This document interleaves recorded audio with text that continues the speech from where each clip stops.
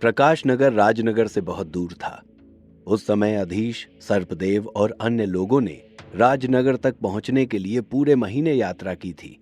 अधीश वास्तव में निश्चिंत नहीं था कि मांत्रिक बम्मन भी समय पर आ सकता है या नहीं। इसीलिए वो ध्यान लगाने की कोशिश कर रहा था। गुरुजी का अंधकार नेत्र कितना भी शक्तिशाली क्यों ना हो, उसके लिए 8वें स्तर के इन दो मांत्रिकों से निपटना अभी भी बहुत कठिन होगा। हालांकि मांत्रिक बम्मन के साथ मैं शायद गुरुजी के कुछ बोझ को कम कर सकता हूं। अधीश अपनी ओर से पूरी कोशिश कर लेना चाहता था, फिर भी वो नहीं जानता था कि भविष्य क्या होगा। असली मुकाबला और उसका परिणाम कौन बता सकता था। अधीश ये उम्मीद भी कर रहा था कि 8वां राजकुमार इस युद्ध में विजयी होगा और शाही पुस्तकालय में प्रवेश करने की उसकी इच्छा पूरी हो जाएगी। जहां तक मांत्रिक बम्मन की सुरक्षा की बात है, तो अधीश को कभी भी इसकी कोई चिंता नहीं थी। उसने बम्मन की शक्तियों को परखा था और वो निश्चिंत था कि साधारण श्रेणी का कोई मांत्रिक उसे हरा नहीं सकता। अधीश अभी सोच में डूबा हुआ था कि चौक के आसपास हलचल की आवाजें सुनाई दी। एक पहरेदार जल्दी से 8वें राजकुमार के पास गया और फुसफुसाया, चौथा राजकुमार यहां आ चुका है। 8वें राजकुमार ने अचानक अपनी आंखें खोली। दूरी पर झांकते हुए उसकी आंखें ऊर्जा से चमक उठी। चहल पहल भरा पूरा चौक पल भर में खामोश हो गया। चौथा राजकुमार इत्मीनान से चौक की ओर बढ़ रहा था। 8वें राजकुमार के विपरीत चौथे राजकुमार के चेहरे पर एक शांत मुस्कान थी। यहां तक कि जब उसने 8वें राजकुमार को देखा, तब भी उसके भाव अपरिवर्तित रहे। गहरे हरे रंग के चोगे पहने दो रहस्यमयी मांत्रिक चौथे राजकुमार के पीछे पीछे चल रहे थे।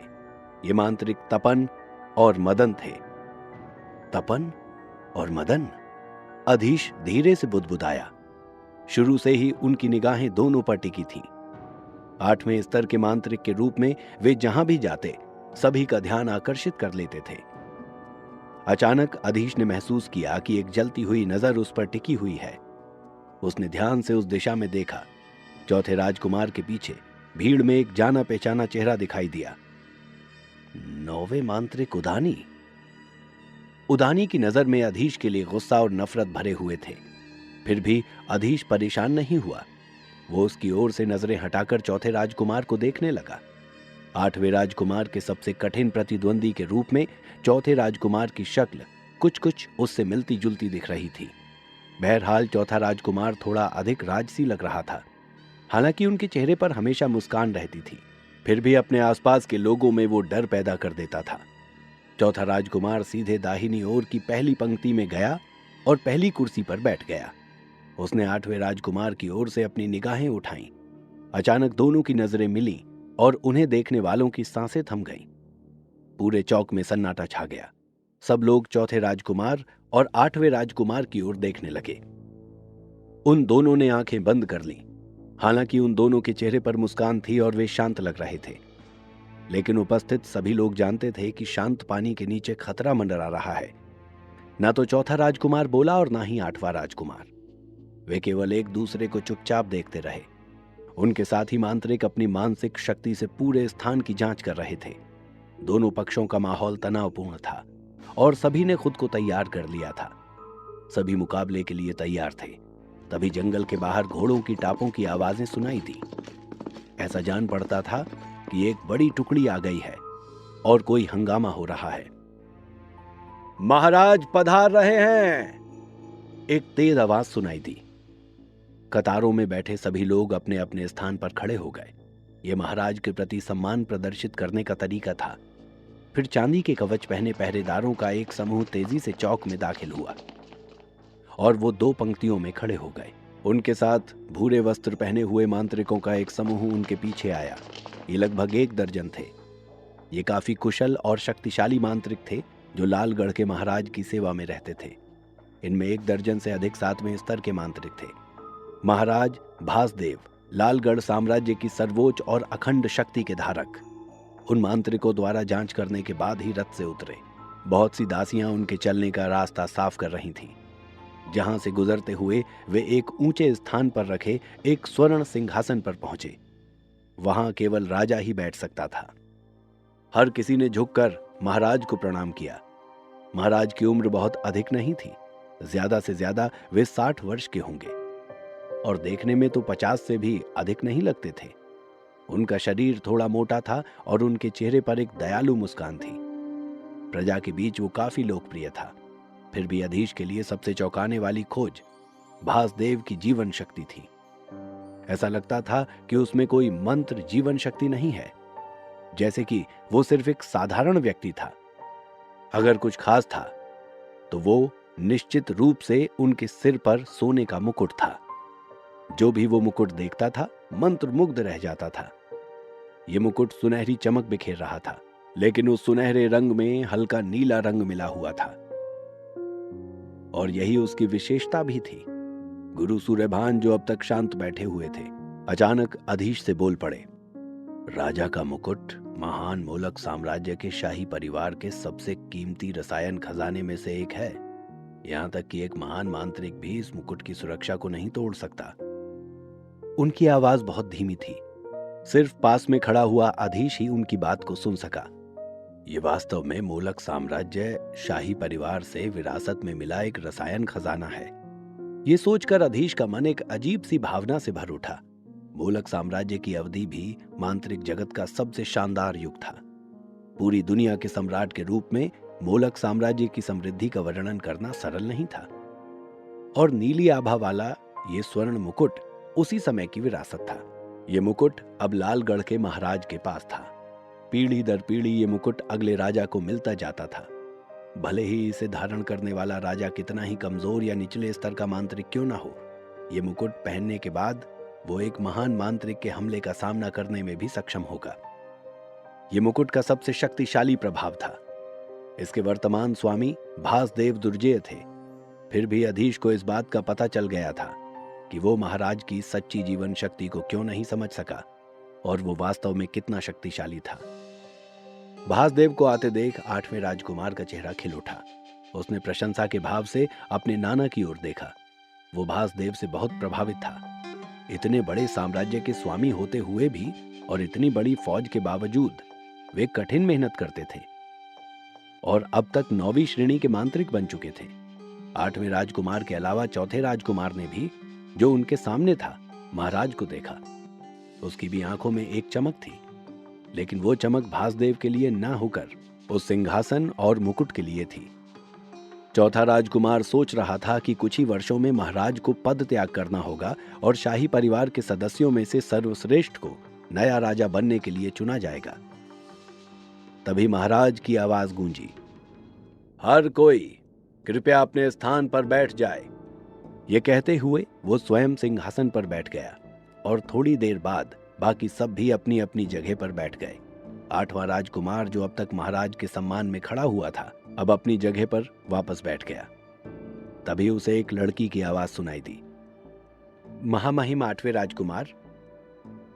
अभी वो बैठा ही था कि महल की पोशाक में एक महिला बगीचे से बाहर निकली।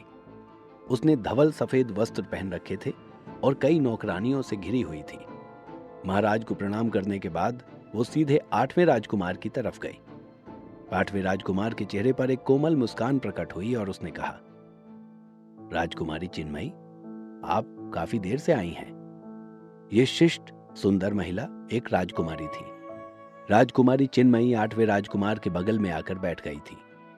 उसके बाद उसने अपने सामने चौथे राजकुमार को देखा। वो बुदबुदाई, महामहिम 8वें राजकुमार, आज आपको चौथे राजकुमार से सावधान रहना होगा। राजकुमारी चिन्मयी 8वें राजकुमार के पक्ष में लग रही थी, क्योंकि वो 8वें राजकुमार के करीब थी। दरअसल पूरा शाही परिवार कई खेमों में बढ़ चुका था। हालांकि चौथे राजकुमार के पक्ष में पहले से ही कई राजकुमारियां और अभिजात वर्ग के लोग थे, जबकि 8वें राजकुमार की ओर से केवल राजकुमारी चिन्मयी थी। यह भी स्पष्ट था कि चौथे राजकुमार की सेना 8वें राजकुमार की तुलना में बहुत अधिक थी। शाही परिवार के सदस्य या अभिजात वर्ग के लोग स्वाभाविक रूप से चौथे राजकुमार का चयन करेंगे, जो कि सिंहासन को प्राप्त करने की अधिक संभावना रखते थे। राजकुमारी चिन्मयी की बात सुनकर 8वें राजकुमार ने जवाब में सिर हिलाया, लेकिन उसने वास्तव में परवाह नहीं की। उन्होंने राजकुमारी चिन्मयी की ओर देखकर मुस्कुराते हुए जवाब दिया, चिंता मत करो, मैंने इस बार पर्याप्त तैयारी की है। लगता था कि राजकुमारी चिन्मयी 8वें राजकुमार की व्यवस्था को समझ गई हैं। उसने अपना सिर घुमाया और सूर्यभान और अधीश दोनों को देखकर हल्का सा सिर हिलाया। शाही परिवार का वार्षिक शिकार अभियान कोई साधारण शिकार घटना नहीं थी। शिकार शुरू होने से पहले एक भव्य समारोह होता था। इस भव्य समारोह की अध्यक्षता स्वयं राजा को करनी पड़ती थी। प्रक्रिया बहुत बोझिल थी और मांत्रिक इससे ऊब गए थे।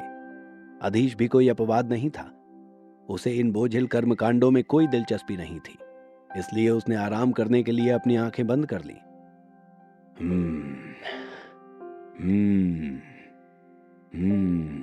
अचानक अधीश ने देखा कि उसकी चेतना में मांत्रिक बम्मन के साथ किया गया दास अनुबंध थोड़ा कांप रहा था। क्या बम्मन यहां आ चुका है? अधीश खुश हो गया। हालांकि उसने मांत्रिक बम्मन को 4 दिनों में आने का सख्त आदेश दिया था, लेकिन वो वास्तव में निश्चिंत नहीं था कि वो समय पर आ सकता है या नहीं। लेकिन अब उसे जाहिर तौर पर मांत्रिक बम्मन के आने का आभास हो गया था। अधीश झट से उठ खड़ा हुआ और 8वें राजकुमार से बोला, राजकुमार, मुझे एक जरूरी काम से बाहर जाना पड़ रहा है। एक निजी मामला है जिसमें मुझे अवश्य ही शामिल होना चाहिए। 8वें राजकुमार ने आगे पूछताछ नहीं की और अपना हाथ हिलाया। जाओ, लेकिन शिकार का भव्य समारोह समाप्त हो रहा है, इसलिए आप जल्द से जल्द वापस आ जाइएगा। अधीश ने सिर हिलाया। दास अनुबंध की मदद से वो मांत्रिक बम्मन को आसानी से ढूंढने में सक्षम था। उसे ज्यादा समय नहीं लगने वाला था। अधीश ने गुरु सूर्यभान से भी अनुमति ली और मुड़कर जंगल से बाहर निकल गया। अधीश ने एक बार फिर दास अनुबंध के माध्यम से बम्मन को खोजने की कोशिश की, लेकिन वो अभी भी काफी दूर था। अधीश ने एक बार फिर संदेश भेजा, बम्मन, जितनी जल्दी हो सके आओ। मांत्रिक बम्मन ने अभी राजनगर में प्रवेश किया ही था कि अधीश का संदेश उसे मिल गया। उसने एक पल भी बर्बाद नहीं किया और पूरे वेग से राजवन की ओर बढ़ चला। कुछ ही समय में वो राजवन के बाहर खड़ा था। दूर से ही उसे अधीश दिखाई दे रहा था। महाशय। अधीश के एकदम पास आकर बम्मन ने उसे प्रणाम किया। उसका चेहरा थोड़ा पीला पड़ गया था, जो इस कठिन यात्रा की थकान को बयां कर रहा था। अधीश ने राहत में सिर हिलाया। बम्मन आ चुका था। उसने अधीश से पूछा, महाशय, यहां सब कुछ ठीक तो है ना? अधीश बोला, बम्मन, यहां बहुत जल्द एक भयंकर युद्ध होने वाला है। तुमने इतने कम समय में इतनी लंबी यात्रा तय की है, इस कारण तुम्हारी तात्विक शक्तियां कमजोर हो गई होंगी। इतना कहकर अधीश ने कोई तात्विक रत्नमणियां निकालकर बम्मन को देते हुए कहा, जल्दी से अपनी शक्तियां बढ़ाओ, हमें शीघ्र राजभवन पहुंचना होगा। अपने स्वामी को ऐसी हड़बड़ी में देखकर बम्मन थोड़ा चौंक गया था। उसने बस इतना कहा, एक भयंकर युद्ध? बम्मन ने बेबसी के भाव से अपना सिर हिलाया। उसने अपने मन में पहले ही इस बात का अनुमान लगा लिया था कि अगर अधीश ने उसे प्रकाश नगर से राजनगर तक इतनी जल्दी बुलाया तो जरूर कोई बड़ी बात होगी। रत्नमणियां लेते हुए बम्मन ने कहा, आप चिंता मत कीजिए महाशय, मैं अपनी शक्तियों को जितनी जल्दी हो सके ठीक कर लूंगा।